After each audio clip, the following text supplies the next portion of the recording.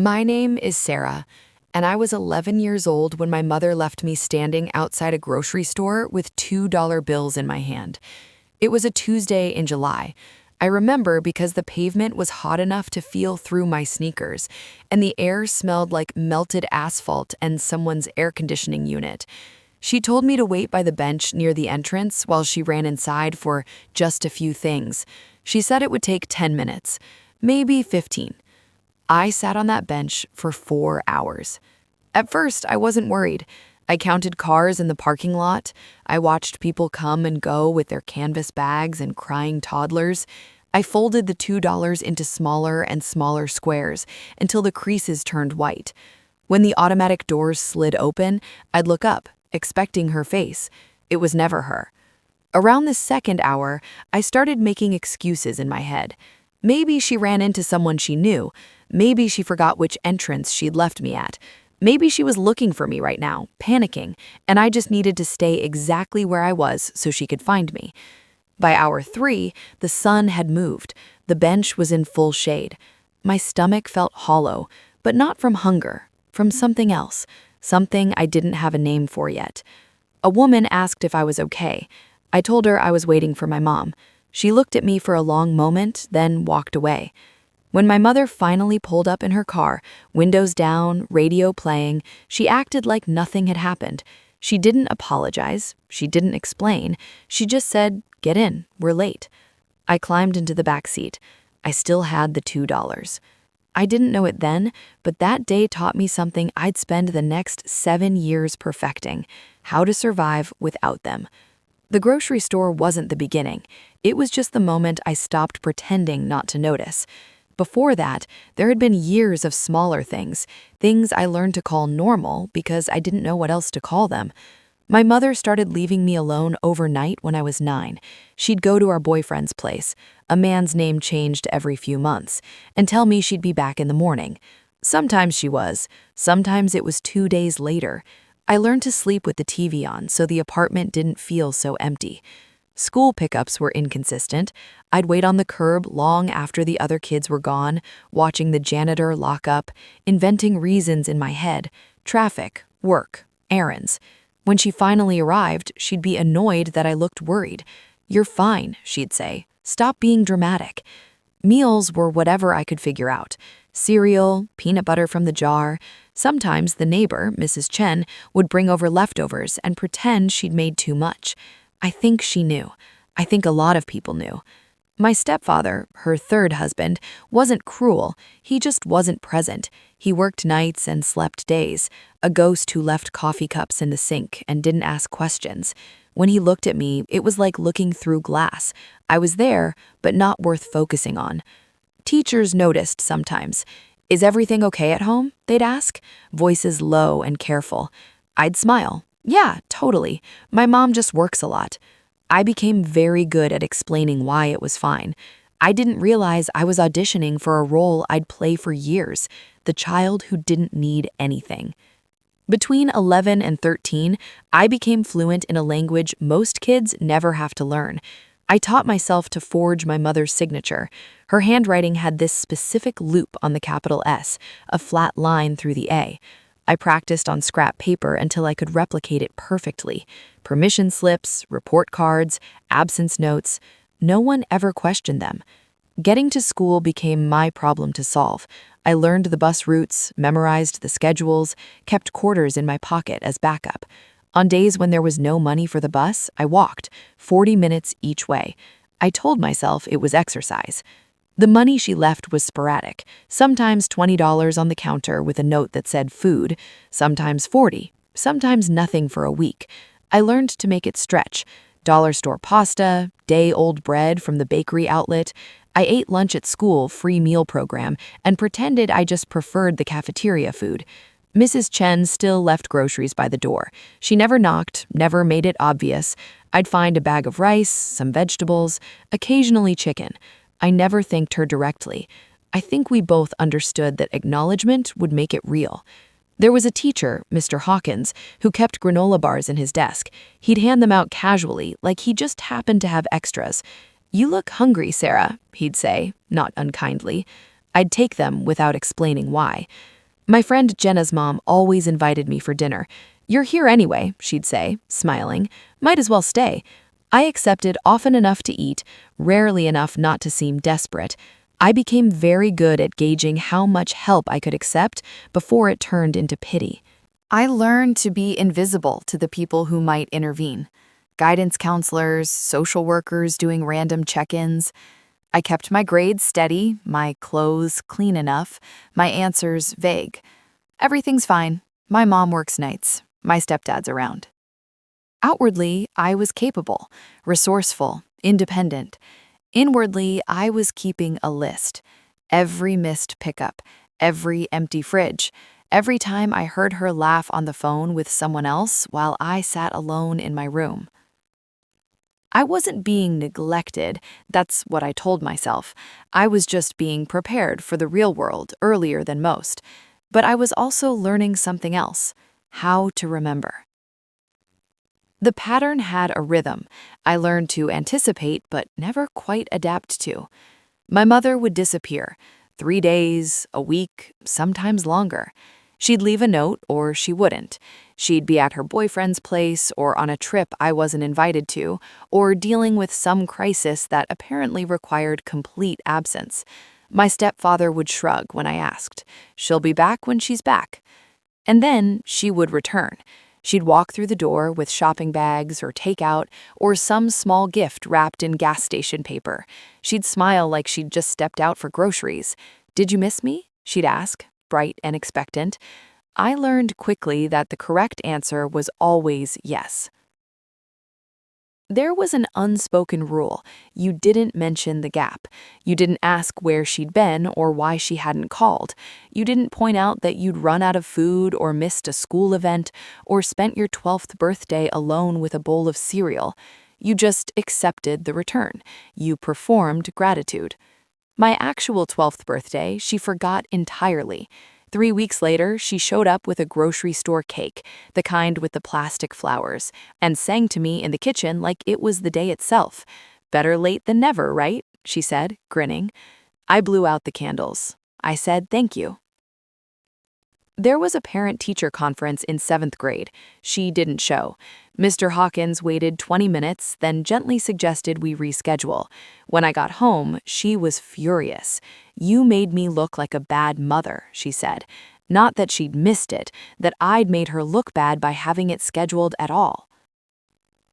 The worst part wasn't the absence. It was the praise when I managed without her. "You're so independent," she'd say, almost proud, "so mature for your age." She never said it like an apology. She said it like I'd done her a favor by not needing her.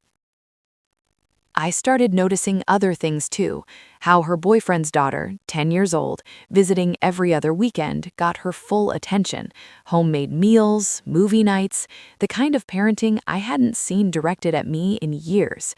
How my stepfather's son, from his first marriage, got birthday parties, gifts that weren't afterthoughts. I wasn't angry yet. Anger would come later. But I was watching, documenting, learning the architecture of how little I mattered. I stopped expecting consistency, but I didn't stop taking notes. By 14, I had learned to exist in the spaces between their attention. I was physically present at the dinner table when there was dinner, in the living room when they watched TV, in the house when they came home. But I had become background, a piece of furniture they'd grown so accustomed to, they no longer saw it. Family photos stopped including me around this time. Not intentionally, I don't think. It's just that when my mother and her boyfriend took weekend trips, or when my stepfather's son visited and they all went to the lake, no one thought to bring me along. When I saw the pictures later, posted on Facebook, framed on the mantle, I noticed my absence the way you notice a missing tooth. Obvious once you see it, easy to ignore if you don't. I asked to go on one of those trips once, just once. "It's kind of a couples thing," my mother said, not looking up from her phone. Her boyfriend's daughter went. She was 12. The requests I did make, rare, carefully timed, were treated like impositions. I needed help filling out forms for a school scholarship program. "Can't you figure it out yourself?" My mother asked, annoyed. You're smart enough. I needed to see a dentist. I'd had a toothache for 2 months. We'll get to it, my stepfather said. We didn't. I needed a ride to a school event where I was receiving an award. I have plans, my mother said. Can't you take the bus? I took the bus. I accepted the award in front of an auditorium of parents. Mine weren't there. Meanwhile, resources flowed freely around me. My stepfather's son got new hockey equipment without asking. My mother's boyfriend's daughter got a birthday party with a rented bounce house. When I asked for $20 for a required school trip, I was told money was tight. The next day, I watched them order $50 worth of takeout. I learned that being the easy child was not a compliment. It was a disappearance. The child who never complains becomes the child who's never considered. The one who manages alone becomes the one who's expected to. Need nothing and you'll be given nothing, but ask for something and you're greedy. Part of me still wanted them to see me, to wake up one morning and realize I'd been standing there the whole time, waiting. Part of me wanted to scream until they couldn't ignore me anymore. But a quieter part, the part that had been taking notes for years, was done waiting. That part started planning. Not revenge, not confrontation, just a future where I didn't need to be seen by people who had decided I was invisible. I realized something that year. They didn't leave me with $2 because they forgot. They left me with $2 because that's what they thought I was worth. So I decided to become worth something to everyone, except them. At 16, I stopped waiting for them to care and started building something they couldn't touch. I threw everything into school, every dismissal, every forgotten moment, every time I was erased from a family photo, I converted it into something useful. Straight A's weren't enough. I took advanced classes. I joined clubs not because I was passionate, but because they looked good on applications. I volunteered at the library on weekends. I tutored younger kids after school. I wasn't driven by love of learning. I was driven by escape velocity. I got a job at a coffee shop at 16, minimum wage, weekend shifts, burns on my forearms from the espresso machine. 6 months later, I picked up another job, stocking shelves at a grocery store, the same one where my mother had left me 5 years earlier. I didn't tell her. She never asked where I was. Every paycheck went into an account she didn't know existed. I opened it with a teacher's help, someone who didn't ask too many questions but understood enough. The balance grew slowly. $200, $500, $1,000. I stopped talking at home, not in an obvious way. I wasn't sulking or slamming doors. I just stopped offering information. When my mother asked how school was, I said, fine. When my stepfather asked what I was doing, I said, homework. I was physically present, but emotionally elsewhere. They didn't notice the difference. I built relationships with people who actually saw me. Mr. Hawkins, my English teacher, wrote recommendation letters. Mrs. Patel, the school counselor, helped me navigate scholarship applications. Jenna's mom let me use her address for mail I didn't want arriving at home. I started researching colleges, not local ones, schools across the country, places with full financial aid programs, places that wanted students like me, the ones who'd clawed their way up from nothing. My mother found out I was applying to college when a brochure arrived in the mail. She seemed vaguely pleased, the way you're pleased when a distant acquaintance shares good news. That's great, honey, she said, then went back to scrolling her phone. She didn't ask where I was applying. She didn't offer to help with essays. She didn't ask how I'd pay for it. I wrote those essays alone, late at night, in the same room where I'd spent years teaching myself to survive.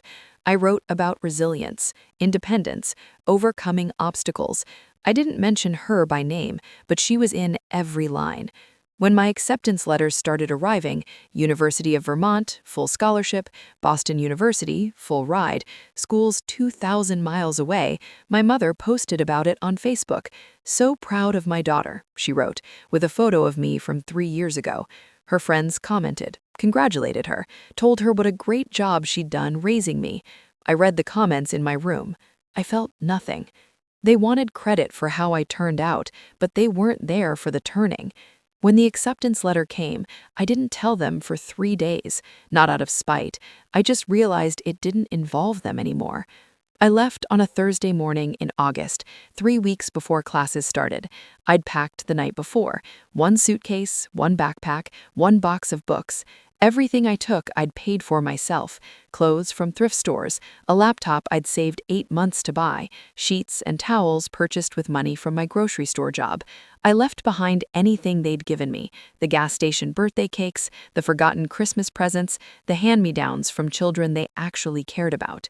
My mother's reaction when I told her I was leaving was strange. For years, I'd been invisible. Suddenly, I was interesting. "Vermont?" she said, like I'd announced I was moving to another planet. "That's so far. Why not stay local? Community college is cheaper." I had a full scholarship. Money wasn't the issue. "People are going to think I'm a bad mother," she said quietly, "letting you go so far away." I wanted to laugh. People already thought that. They just didn't say it to her face. My stepfather said nothing. He nodded once when I told him, then went back to his coffee. The morning I left, the apartment was silent. They were both still asleep. I'd arranged for a friend's older brother to drive me to the bus station. I walked through the living room one last time, past the couch where I'd spent so many nights alone, past the kitchen where I'd taught myself to stretch $20 across a week. I didn't leave a note. There was nothing left to say. The drive to the station took 15 minutes.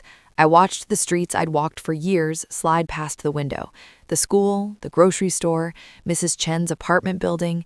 I felt something loosen in my chest, some tight knot I'd carried for so long I'd forgotten it was there. At the bus station, I bought a one-way ticket. The bus pulled out at 7:30.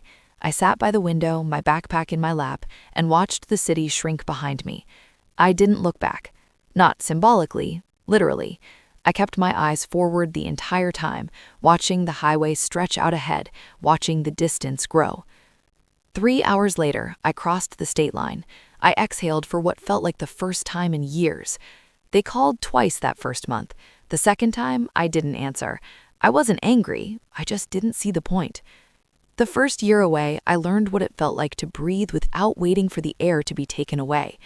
College was hard in ways I'd expected: academically rigorous, socially overwhelming, and easy in ways I hadn't. No one monitored whether I ate. No one disappeared for days without explanation. No one made me feel like my existence was an inconvenience. The baseline was stability, and stability felt like luxury. I made friends slowly. Real ones. People who showed up when they said they would, who remembered things I'd told them, who noticed when I went quiet. It was disorienting at first. I kept waiting for the catch, the moment they'd prove they didn't actually care. It never came. I met someone my sophomore year.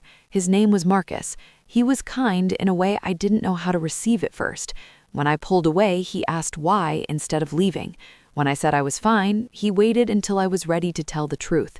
Learning to trust him felt like learning a language I'd never been taught. I started seeing a therapist through the campus health center.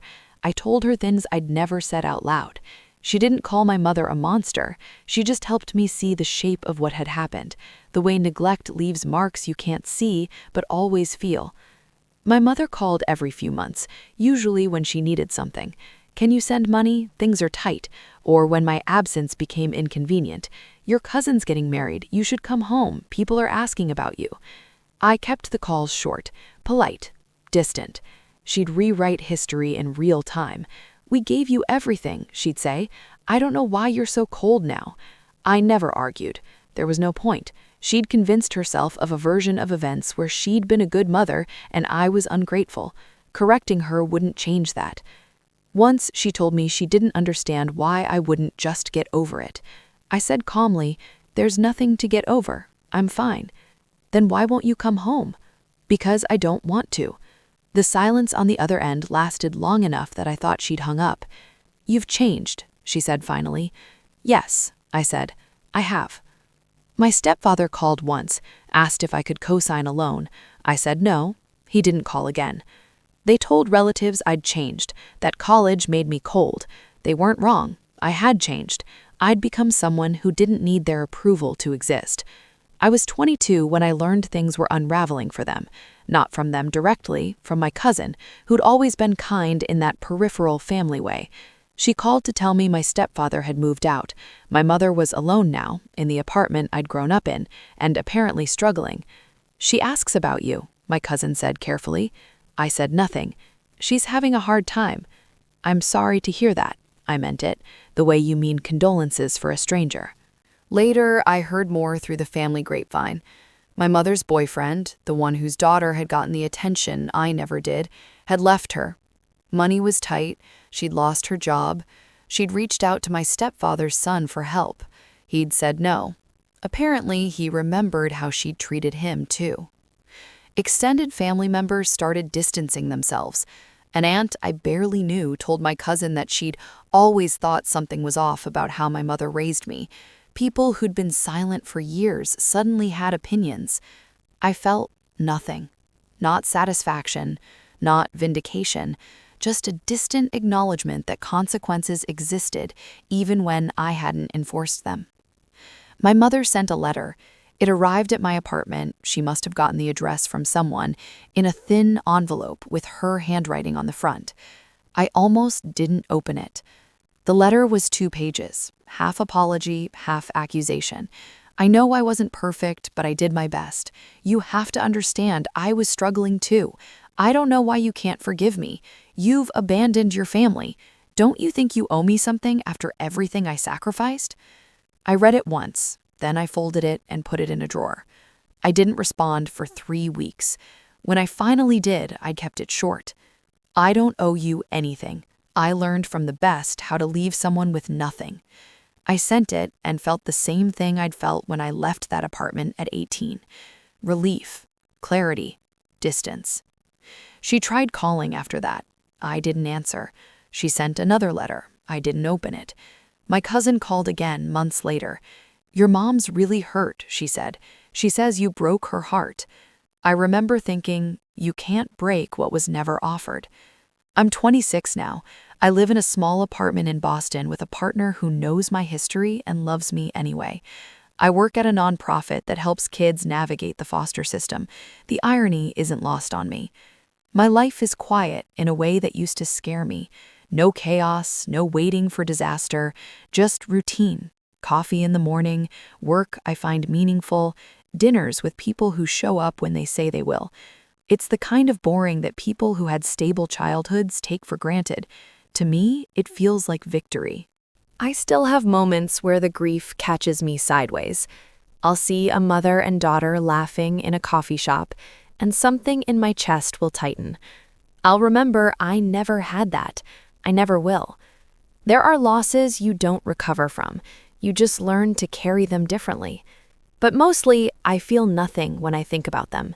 Not anger, not longing, just the same distant acknowledgement I'd give to people I once knew and no longer do. I haven't spoken to my mother in 4 years. I don't know where she is. I don't check her social media. I don't ask relatives for updates. The absence isn't a wound anymore. It's just a fact. That day, at 11, standing outside the grocery store with $2 in my hand, taught me something I've never forgotten.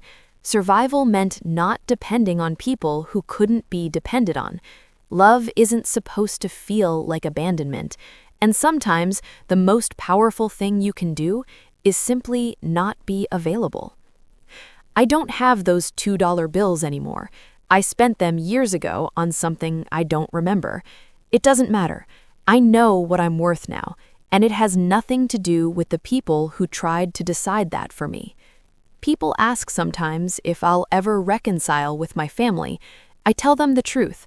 I already have, just not in the way they mean. I reconciled with the fact that they were never going to be what I needed. I reconciled with the child I was, the one who waited and hoped and tried so hard to be worth loving. I didn't win. I'm just free.